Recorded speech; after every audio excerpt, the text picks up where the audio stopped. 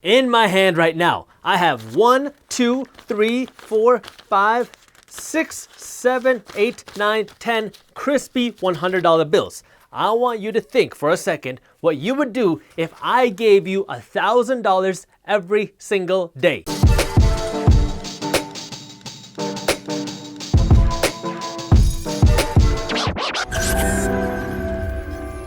What's up, everybody? I am Jaspreet Singh from theminoritymindset.com and welcome to the Minority Mindset. So me coming here and asking you what you would do with $1,000 every day is kind of misleading, because if you're subscribed to the Minority Mindset YouTube channel, you're probably going to say something like, okay, I'm going to invest a chunk of it, save a little bit, and then spend whatever's left. But for the next few minutes, let's pretend like you don't believe in the Minority Mindset. How could you? You get this $1,000 every day, and every day you go to the mall. Today, you go to the Gucci store. Tomorrow, you buy a truckload of guacamole. The day after that, you buy a new watch. So every day you get $1,000, and every day you spend about $960 on cool things that make you look rich, which means you have about $40 left over every day to save and invest for your future. Right now, you're gonna feel rich because $1,000 a day is a lot of money. But what happens if one day I come to you and I say, you know what, I'm gonna take this $1,000 and I'm not gonna give it to you anymore.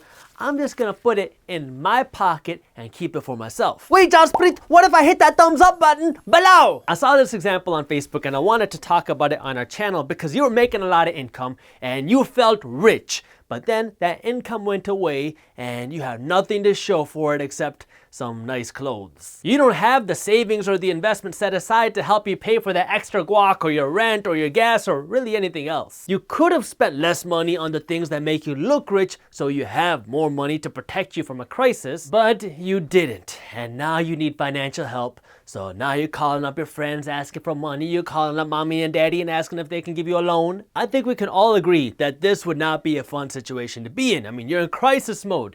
But this is exactly what some airlines in 2020 went through. You telling me Delta's gonna get Gucci seatbelts? Airline companies for the better part of the last decade were making billions of dollars of profits, and instead of saving this money to protect them from a crisis, they spent 96% of every extra dollar that they earned on stock buybacks to make their owners look and feel richer. When this pandemic started, airlines went into crisis mode because now they had no income coming in because nobody was flying, and they had no savings left over because they had already spent all their money to look rich, and so that's when they entered crisis mode, and so they had to run over to mommy and daddy, aka the government, and ask for a taxpayer-paid bailout. Psst. That means a bailout from you. A stock buyback is exactly what its name says it is. It's when a company uses their cash to buy their own stock. You can think of it this way. Let's say I own 100% share of a big guacamole company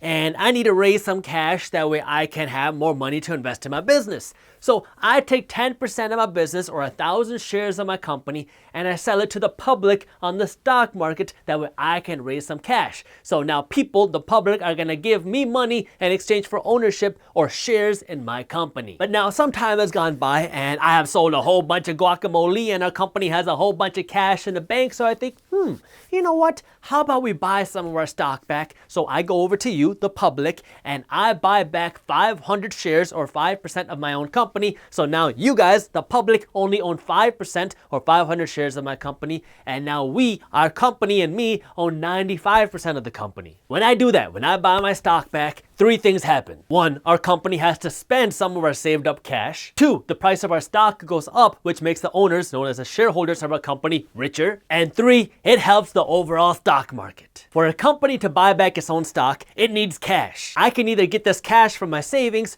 or I can get a loan from the bank and use the bank's money to now have the cash to buy back my own stock. In either case, a stock buyback includes some risk for the company, because that means I have to spend some of my cash, depending on how big of a stock buyback I'm doing, to buy back my own shares. I mean, it's different if I'm using just 1% of my extra cash versus 99% of my extra cash to buy back my own stock. one is going to be more riskier than the other. Stock buybacks are a way for a company to reward owners or shareholders for making a good investment. You'll see how in just a second. And it incentivizes other investors to invest in this company. And in exchange for this company to do this, it has to sacrifice some of the liquidity they have today, which makes them more prone for problems if a crisis hits. The price of a stock is determined by supply and demand. When you have more buyers than sellers, the price of a stock goes up. During a stock buyback, the company is buying back a huge number of their own shares, so there's a lot of buyers because this company is buying their own shares. That means the demand to buy the stock is going up because this company is buying their own shares,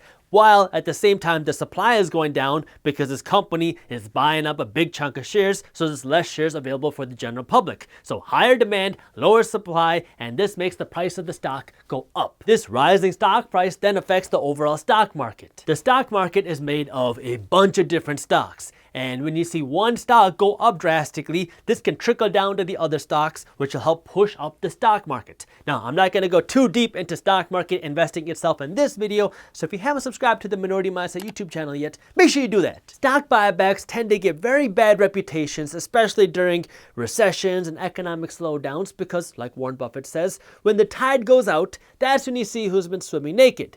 Well, stock buybacks can get abused, and nobody notices this abuse until the tide goes out, which in this case means when the economy slows down. Companies start to make a lot of money, and then the owners start to salivate and they get a little greedy and they say, wait, nothing bad is gonna happen. Why are you guys saving that cash? Give it back to us, the owners. So then the company uses all this cash to make their owners richer, in this case with stock buybacks, to make the price of the stock go up. Now the owners get richer.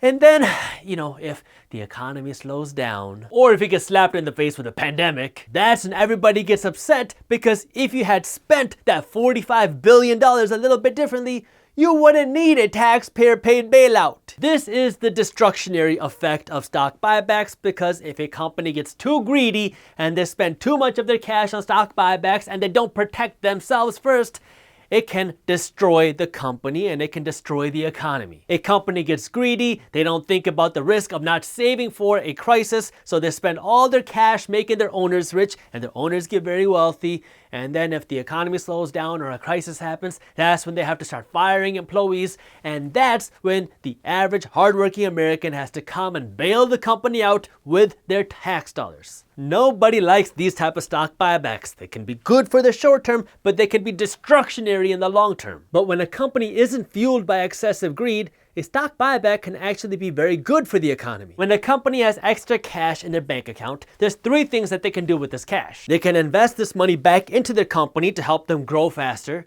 They can save this money to protect them from a crisis or an emergency, or they can reward their owners for making a good investment. A stable and financially sound company should do all three. You always want to keep investing in your business and growing, otherwise your competition is going to eat you alive. You need to have some cash put aside for a crisis, because you never know when a pandemic is going to shut you down. And you should reward your owners and your shareholders for taking a risk and investing in your company. A good company should have harmony between all three of these things, because if you're overly heavy on just one of them, whether it be saving your cash or whether it be stock buybacks, you are hurting your company's future. Going back to the stock buybacks, when you invest in a company, you are taking a risk with your money, because you are betting and hoping that this company will grow and make more money, which will help make you, the investor, more wealthy. Well, if a company makes a big profit and they have a lot of cash in the bank account left over, one way they can reward you, the shareholder, the investor, is by giving you a cash dividend, which is where they literally just send you a check. The other way is through a stock buyback, which makes the price of your stock go up when done correctly, because everybody talks about stock buybacks done incorrectly, especially during a recession.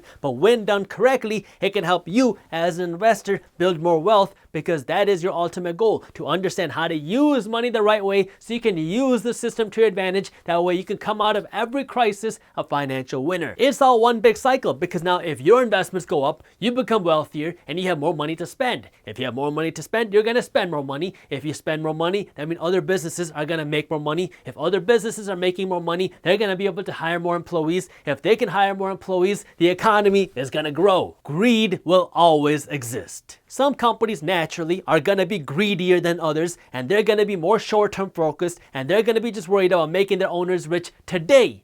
But your job as a financially smart investor is to be looking at companies that are going to help build your wealth for the long term, because in a free market, this type of greed where everything is focused on the short term should be weeded out, because they will ultimately get defeated by a company that has a longer term future. Obviously, that can get skewed a little bit when you have these bailouts, but in general, that's how it should work in a free market. You know, it's almost kind of funny because nobody sees or thinks anything is wrong when a company has no cash savings and they're spending all their extra cash and they're going into debt to buy back their own stock to make their owners richer, because what can be wrong? Their stock price is soaring. American Airlines. But this is why the stock market can be very emotional in the short term, and it tends to rationalize over the long term. And that is why financial education is so important, so you can use a system to your advantage. That way you can make smart decisions with your money. And if you're looking for an easy way to up your financial education, well, that's why we wrote a free ebook on money management and investing that you can read for free when you sign up for our financial education emails, which are also free. You can get a free ebook and start reading our financial education emails by clicking the link up here or by clicking the link in the description below. By the way, our financial education emails are separate from our financial news emails. Thank you for watching. If you enjoyed this video, share it with one friend. That way we can help spread the word. If you want to learn more about why economic crashes happen, I already made a video on it, going back to the first known financial bubble known as tulip mania hundreds of years ago. You can watch this video on YouTube by clicking this button right over here. Thank you for watching, and as always, keep hustling.